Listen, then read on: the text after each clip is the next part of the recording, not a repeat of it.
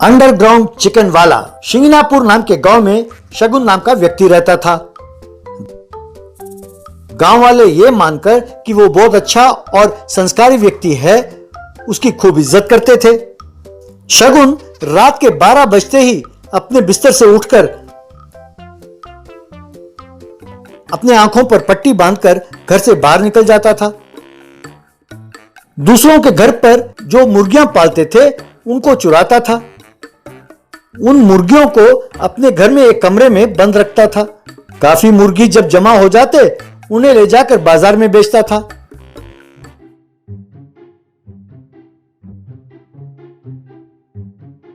गांव वाले परेशान थे कि आखिर उनकी मुर्गियां गायब कैसे हो जाती हैं।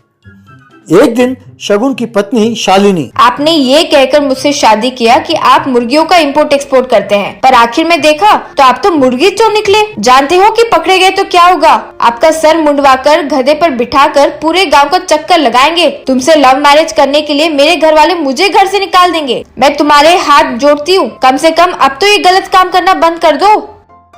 अरे वाह, श्री कृष्ण जी माखन चोर थे और उन्हें पूछते हैं, पर मैं मुर्गी चुराऊं तो मैं चोर हो गया? जरा सोचो, 1 रुपए का भी इन्वेस्टमेंट नहीं है इस धंधे में। ऐसा धंधा और कहाँ? मुझे देखकर गर्व होने के बजाय तुम मुझे कोसती हो। तुम्हें इसी बात का डर है ना कि कहीं मैं पकड़ा ना जाऊं। मुझे अभी अभी एक उपाय सूझा है। अब मैं मुर्गियों को अपने घर में नहीं रखूंगा, बाजार में भी नहीं बेचूंगा। बहुत जल्द मैं बारबेक्यू विला नाम का एक अंडरग्राउंड रेस्टोरेंट खोलूंगा। उसमें हम खूब पैसे कमा सकते हैं। इस तरह पकड़े जाने का भी खतरा नहीं होगा। शालिनी के समझ में नहीं आया कि वो क्या कहे और सिर पीट कर रह गई।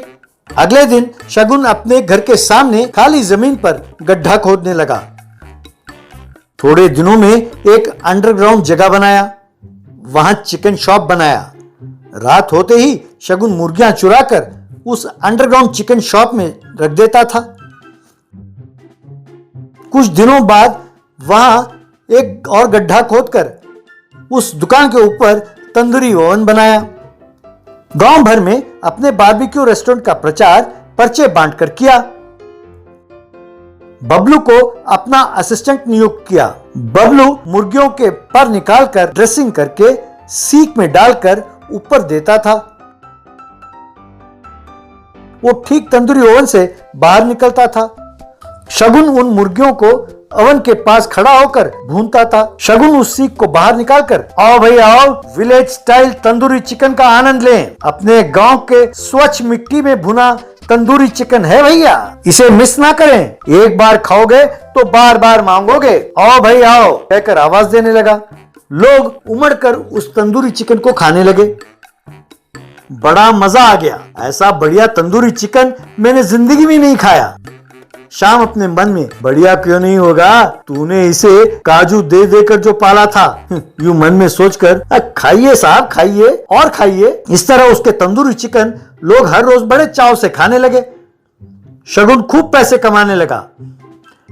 एक दिन शगुन के घर के पास वाले खाली जगह पर घर बनाने के इरादे से एक व्यक्ति ने जेसीबी को बुलवाया। उस जेसीबी की मदद से वहां खोदने लगा। थोड़ी गहराई पर खोदते ही नीचे से मुर्गियां कहकर आवाज देती हुई बाहर निकलने लगी। शगुन के घर के बाहर तंदूरी चिकन खा रहे लोगों ने उन मुर्गियों को देखकर दंग रह गए। वो ब्लैक एंड व्हाइट मुर्गी तो मेरी है, कल रात को ही गायब हुई थी। यूं सब अपने अपने मुर्गियों को पहचानने लगे। उनको बात समझ में आ गई। क्यों रे कमीने, हमारी मुर्गी चुरा कर उसे भून कर हमें ही बेचते हो? मारो इसे कहकर चिल्लाया। सब ने मिलकर शगुन को खूब मारा। एक व्यक्ति पुलिस को फोन लगाने लगा तो शालिनी ने आकर, रुकिए भाई साहब, मैं अपने सारे गहने बेचकर आपके पैसे चुका दूंगी। इन्हें जेल ना भेजिए, हम ये गांव छोड़कर चले जाएंगे।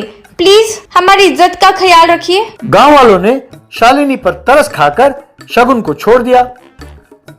शगुन को अकल आई और दूसरे गांव में जाकर चिकन शॉप खोलकर ईमानदारी से गुजारा करने लगा। Mini helicopter. एक बड़े जेल में बहुत सारे कैदी थे। उनमें खलनायक नाम का एक बड़ा चोर भी था। एक दिन उसे घेर कर बहुत सारे कैदी, दादा हैप्पी बर्थडे दादा, ये हमारी खुशनसीबी है कि इस देश के प्रख्यात चोर के साथ हैं। दादा आपके जन्मदिन पर बढ़िया सा दारू की पार्टी होनी चाहिए। प्लीज दादा। ओके ओके, आप सबके लिए दारू मंगवाने के लिए मेरे पास एक आइडिया है। बाद में एक मिनी हेलीकॉप्टर में एक पर्ची और थोड़े से पैसे रखकर उसे रिमोट से ऊपर उड़ाया। वो हेलीकॉप्टर यूं उड़ते उड़ते जेल के बाहर उसके चेहरे के पास जाकर उतरी। उसने वो पर्ची और पैसे ले लिए। बाद में एक दारू की बोतल को उस हेलीकॉप्टर से बांधकर उसे छोड़ दिया। वो फिर उड़ती हुई आकर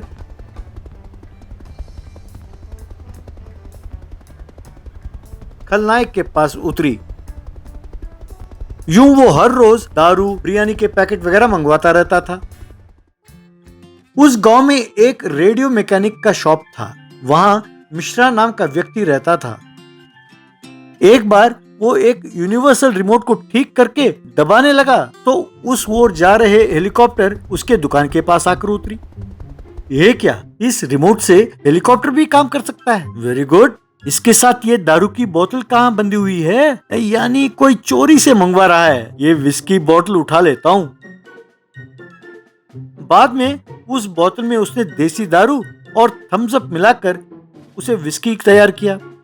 फिर उसे हेलीकॉप्टर से बांधकर अपने रिमोट से उसे उड़ा दिया। बस वो हेलीकॉप्टर उड़ गई। उस विस्की को पीकर खलनायक को बहुत गुस्सा आया। उसने अपने चेले को फोन किया और अरे कमबख्त, ये क्या, इस विस्की में देसी दारू की बू आ रही है। इसे कहाँ खरीदा? दादा, मैंने तो आपको ओरिजिनल स्कॉच विस्की ही भेजा था। 600 रुपए दिए। आपके जेल जाने के बाद दिमाग ही नहीं, सूंघने और स्वाद की शक्ति भी चली गई है लगता है। ज्यादा बकवास की तो मैं बेल में बाहर आकर तुम्हें मार डालूंगा, समझे? यहाँ मिश्रा अपना सारा काम छोड़कर हेलीकॉप्टर की राह देखने लगा। फिर उस तरफ से आते हुए हेलीकॉप्टर को अपने रिमोट से नीचे उतारा। उसमें एक पर्ची और थोड़े पैसे थे। पर्ची में लिखा था चिकन बिरयानी और मटन बिरयानी चाहिए। पैसे लेकर पर्ची रखकर हेलीकॉप्टर को छोड़ दिया। वो हेलीकॉप्टर चेले के पास जाकर उतरी। ये क्या, पर्ची भेजा पर पैसे नहीं भेजा? कंजूस कमीना। तो अब मैं अपने ही पैसे से उसको बिरयानी खरीद कर भेजूं? निकम्मा, जब से जेल गया है तनख्वाह भी नहीं दिया, यूं उसने सोचा। फिर हेलीकॉप्टर बिरयानी के साथ उड़ी। मिश्रा ने हेलीकॉप्टर को नीचे उतारा। उसमें रखे बिरयानी को खा गया। बाद में थोड़े से चावल और बचे हुए कुछ चिकन और मटन के टुकड़ों को एक पोटली बनाकर हेलीकॉप्टर से बांध दिया। जेल में उसे खाकर खलनायक ने फोन किया और चोरे नीच कमीने, मैंने क्या मंगवाया और तूने क्या भेजा? तुम बिरयानी खाकर जो बचा है वो मुझे भेजते हो? तुम्हारी ये हिम्मत? क्या कह रहे हो दादा? होटल में जो पार्सल दिया था उसे ही मैंने आपको भेजा है। पैसे तो देते नहीं पर गाली खूब देते हो। क्या बकते हो? पैसे नहीं भेज रहा हूँ। या तो वो हवा में उड़ गया होगा या फिर तुमने मार लिया होगा। दादा जरा सोच कर बोलो, मैं चोर जरूर हूँ पर तुम्हारे पैसे मैंने नहीं चुराए। आपके तनख्वाह ना देने पर भी मैं आपका काम कर रहा हूँ, वो याद रखना। वैसे भी जेल में तुम्हारे पास पैसे कहाँ से होंगे? मैं अब समझा, तुम्हें तनख्वाह चाहिए यही ना? तुम सोचते हो कि मेरे पास पैसे नहीं है? मैं अभी के अभी मेरे पास जितने पैसे हैं सब भेज रहा हूँ। अपनी तनख्वाह रख लो और बाकी पैसे अपने पास संभाल कर रखो और मेरी जरूरतों के लिए खर्च करो, ऐसा कहा उसने गुस्सा होकर। फिर पैसों के साथ हेलीकॉप्टर हवा में उड़ी। हेलीकॉप्टर की प्रतीक्षा कर रहे मिश्रा के पास उसका बेटा आया और डैडी डैडी, कल आपने हेलीकॉप्टर उड़ाया था ना? मेरे दोस्त ने देखा, उसी ने मुझे कहा मुझे वो हेलीकॉप्टर चाहिए डैडी, मुझे वो हेलीकॉप्टर चाहिए कहकर जिद करने लगा। मिश्रा ऊपर देखकर, अरे हेलीकॉप्टर कुछ नहीं है, अब तुम यहाँ ना ठहरो, जाओ यहाँ से, अब मुझे तंग ना करो और यहाँ से चले जाओ, नहीं तो मार खाओगे। तब लड़का रूठ कर चला गया। तभी हेलीकॉप्टर को आते हुए देखकर मिश्रा ने अपना रिमोट दबाया। उसे देखकर बेटा, मेरे डैडी जैसे मूर्ख दुनिया में कोई नहीं है। बच्चों के खिलौने के साथ खेल रहे हैं और मुझे डांटते हैं। ठहरो, अभी बताता हूँ, कहकर गुलेल से उसने हेलीकॉप्टर का निशाना बनाया और पत्थर मारा। हेलीकॉप्टर को पत्थर लगा तो उसमें से जितने पैसे थे सब उड़कर बिखर गए। ये देखकर लोगों ने पैसे को समेटने लगे। हेलीकॉप्टर जाकर पानी में गिरा।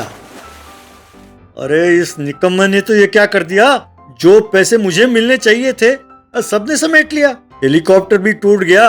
हे भगवान कहकर सिर पीटता रह गया।